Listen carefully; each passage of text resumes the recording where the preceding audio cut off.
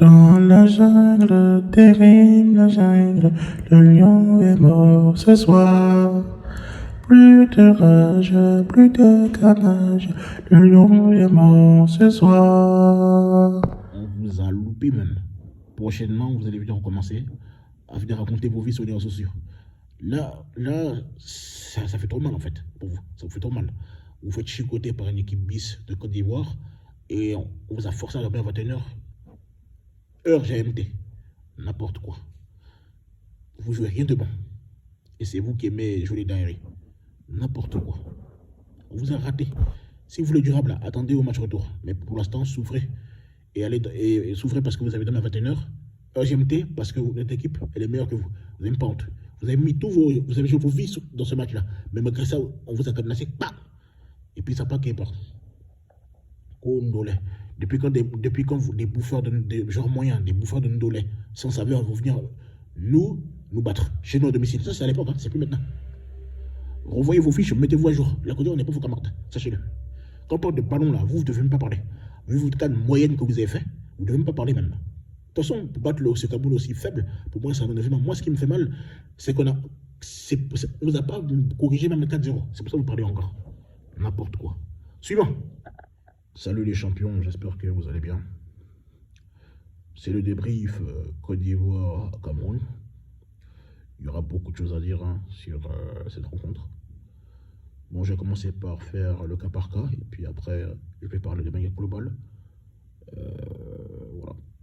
Donc, à l'air, oui, il a fait un très bon match. Il a mis un penalty. Je pense que ce penalty l'a débloqué. Et puis, il a marqué aussi un bon but, donc il a été servi par Crespo. En tout cas, oui, il a été bon, franchement, il a été sérieux tout le long du match. Rien à dire, qu'il continue comme ça. Et puis, je l'ai toujours dit, hein, c'est le meilleur attaquant ivoirien au niveau intrinsèque. Et c'était frustrant de le voir qu'il ne marque pas. Bon, c'est vrai qu'Yvan Danger, c'est vrai qu'il y avait des occasions, mais là, il a été vraiment bien servi. Et franchement, il a été bon. Quand c'est bon, il faut dire chapeau à lui et qu'il continue ainsi. Voilà, c'est un vrai match référence. En tout cas, l'histoire retiendra que Sébastien Haller a fait dormir le Camerounais à 21h. Voilà quoi, bref. Ensuite, Crespo, j'aurais voir quoi aussi. Que dire de lui? Il a été dans tous les beaux coups. Très bon joueur, pas de fioriture, il joue intelligent.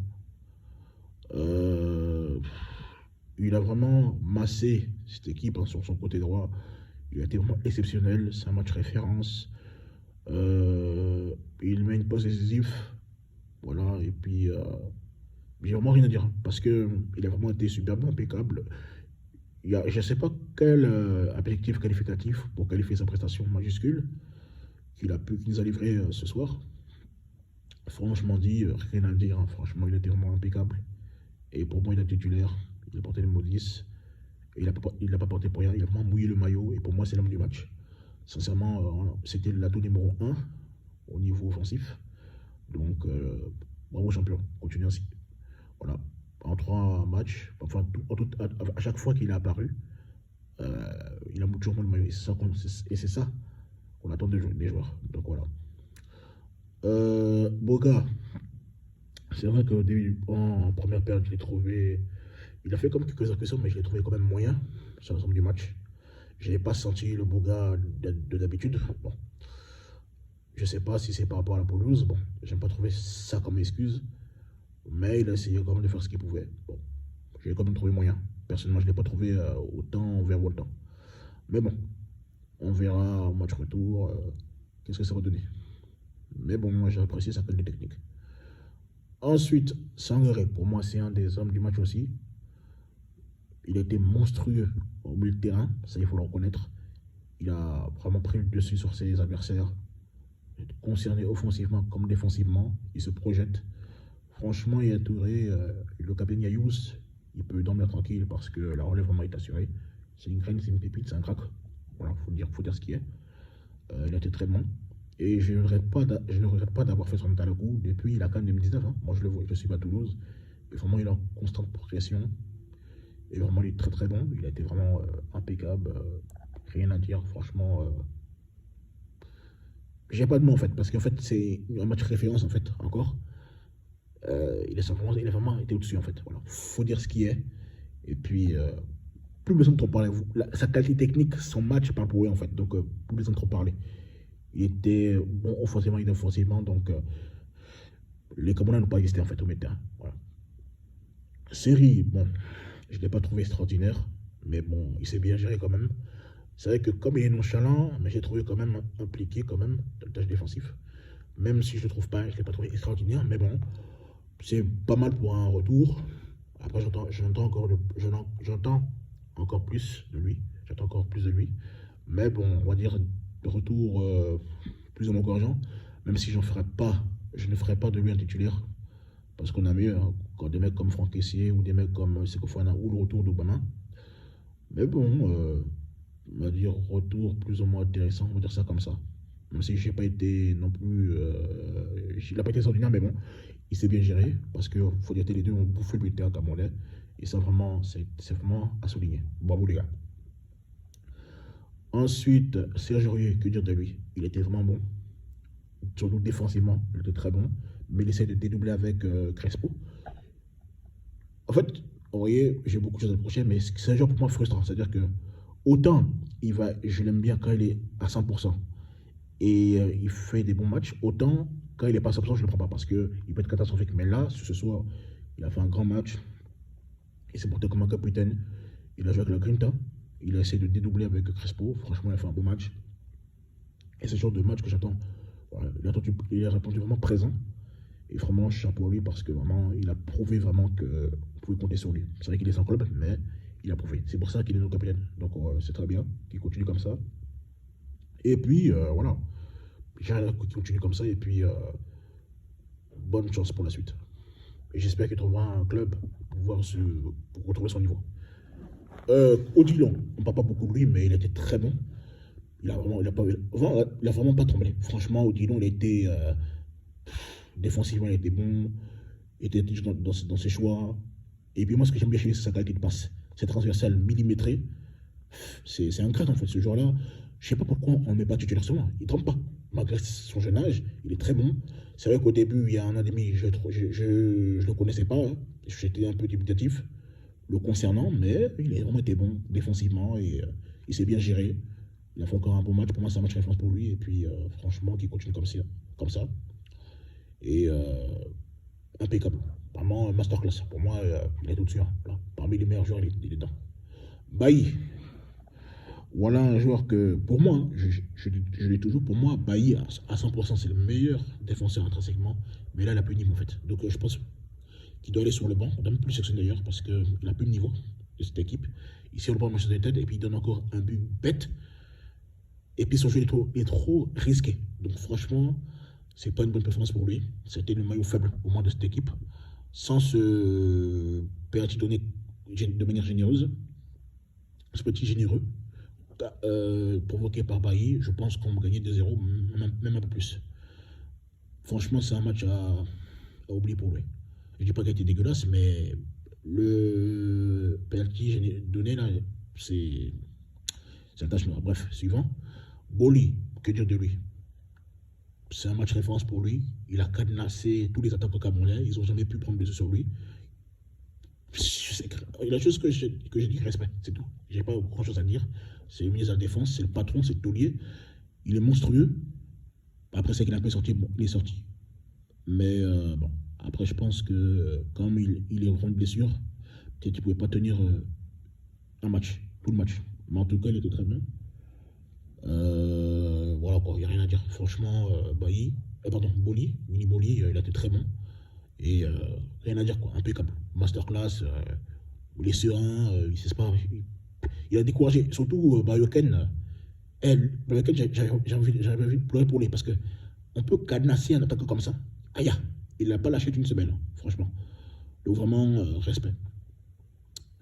Marcel Cornet, c'est vrai que bon, j'aime pas son style de jeu, mais franchement, il est intéressant aussi. Il a essayé d'apporter un plus, mais moi, j'attends beaucoup plus de lui offensivement pour vraiment déborder. Défensivement, bon, il m'a fait peur en première période parce que avec sa perte de balle, il a perdu la balle contre Bassogog, mais c'est bien rattrapé. Il a fait un match plutôt satisfaisant, même si je pense que Hassan Kamara est meilleur que lui, Mais il a été plus ou moins bon. Donc j'attends plus de lui offensivement.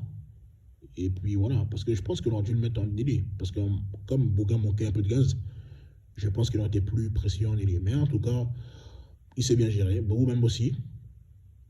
Bon, ça va aussi, c'est géré. Même si je n'en ferai pas titulaire, mais dans l'ensemble, c'était un match de belle facture, notamment pour une période. Après, ce que je peux reprocher aux gars, c'est que. Qu'est-ce que je veux dire? C'est qu'ils se sont relâchés en deuxième période. C'était un peu. J'ai l'impression qu'ils étaient plus dans la gestion. Mais bon, après, bon, vu la qualité de pelouse, peut-être qu'ils ne voulaient pas se blesser. Bon, on met ça au compte, je ne sais pas. Mais en tout cas, ils ont été bons dans l'ensemble. Il y a aussi Christian Kwame. Moi, je ne me rappelle plus de ce gars. Comment, moi, je ne comprends pas. Comment on peut laisser Franck Bouli, qui a une belle frappe, et on fait rentrer Christian Kwame, un mec des 20 dernières minutes, et puis il rate ce qu'il a raté. Comment tu peux rater, comment tu peux louper? En plus, le gardien Garoni, ça garde un moyen, en fait. Comment tu peux rater ça? Franchement, Christian, depuis sa blessure, il n'est plus le même. Il est en régression. Je ne sais pas qu'est-ce qu'il fait encore en sélection. Il n'a pas de niveau. Il faut dire la vérité. Qui tout signalé aussi, il est rentré, bon, il s'est géré, c'était un véritable combat au milieu de terrain et puis en défense aussi. Mais ça va, la défense est bien gérée. Donc voilà. Il y a une belle entrée aussi d'Ahmed Junior, voilà, un joueur de ballon. Le gars, il est insolent. Comment tu peux lober papa déjà? Un père de famille responsable qui n'a rien demandé à quelqu'un, tu le mets devant les gens comme ça. Non, c'est pas normal. En tout cas, franchement, ils ont bien joué.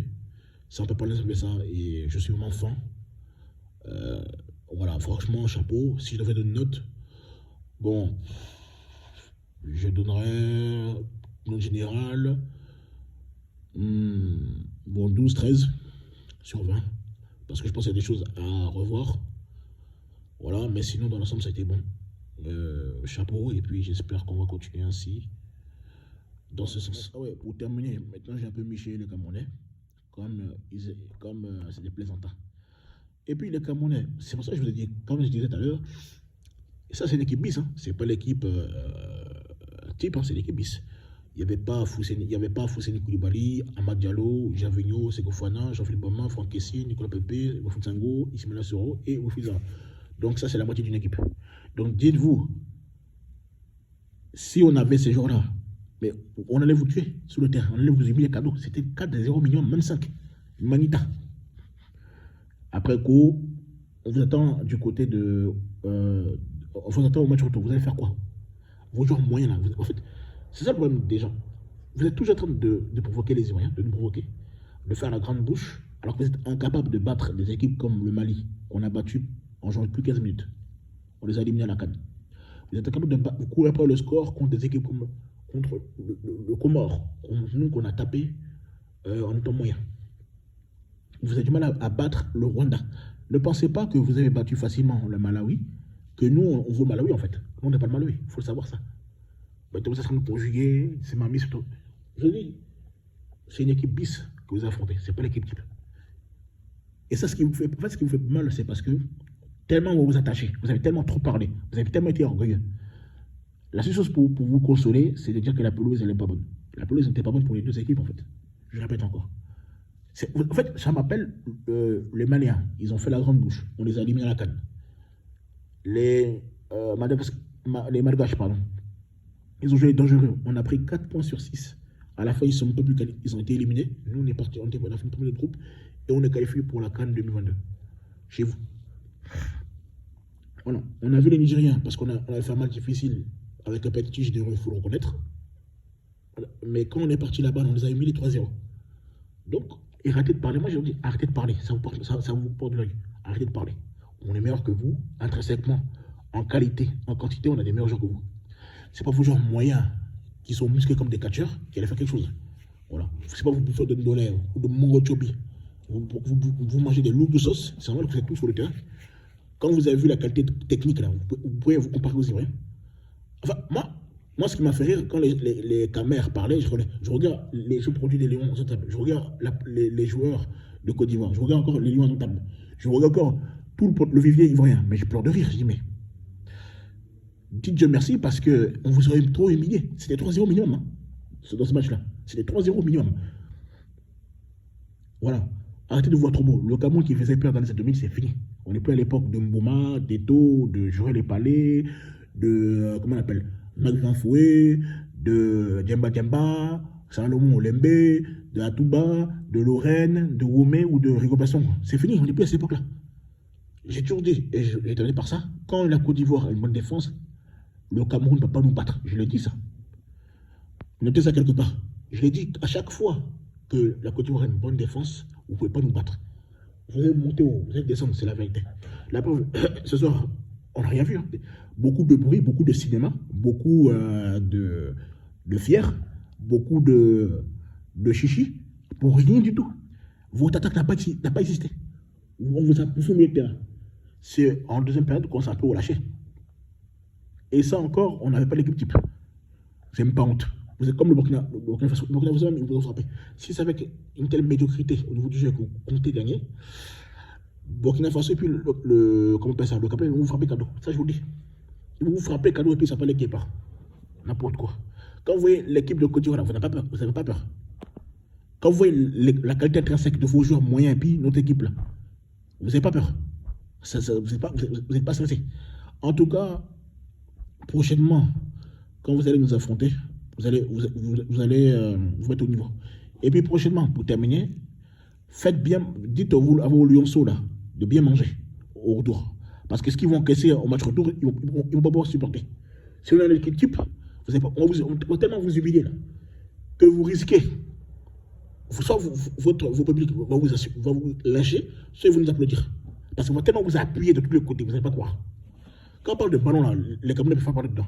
Quand on parle de qualité comment on appelle ça, de qualité de jeu là, les Camerounais ne doivent même pas parler. Ils n'ont pas droit à la parole. Vous luttez contre des Rwandais 0, c'est aussi vous qui parlez. Non, je vous ai dit, on n'est pas le Malawi, nous. C'est peut-être le Malawi, les pays sans palmarès, les pays qui ont peur de vous. Le Cameroun ne nous effraie pas, j'ai dit ça, je l'ai dit. Notre véritable ennemi, là, c'est nous-mêmes. Le véritable ennemi, c'est nous-mêmes. J'ai dit, une Côte d'Ivoire 100%, le Cameroun ne peut jamais gagner. Vous ne pouvez jamais nous gagner. Ça, je vous le dis. Ça, il faut qu'on soit d'accord. On a vu en 2015, hein, beaucoup de bruit. Et puis voilà. Les gens disent, non, mais nous, on vous a gagné. Oui, mais à la fin, qui est battu au coup de monde, c'est nous. Vous avez battu. Allez, retournez, on a battu l'Égypte. 2-1 au Caire. 2-0 au Félicia. Et vous, ils vous ont pris 4 points sur 6. Et vous avez mis. Après, c'est vous qui avez mis 18 heures. Beaucoup de. Nous, on vous laisse les victoires inutiles pour fêter votre ego. Comme le 4-1, on vous les a laissés. Quand on vous a attrapé à la canne, on vous a corrigé. La clim là, de Max Gane, ça, vous ne pouvez pas supporter. On vous a éliminé, vous avez fini derrière le Mali, derrière la Guinée. La honte. Et puis on a fini champion d'Afrique. Ça, vous ne pouvez pas supporter ça. On vous a recorrigé au cas où champion. Maintenant, c'est trop fâché.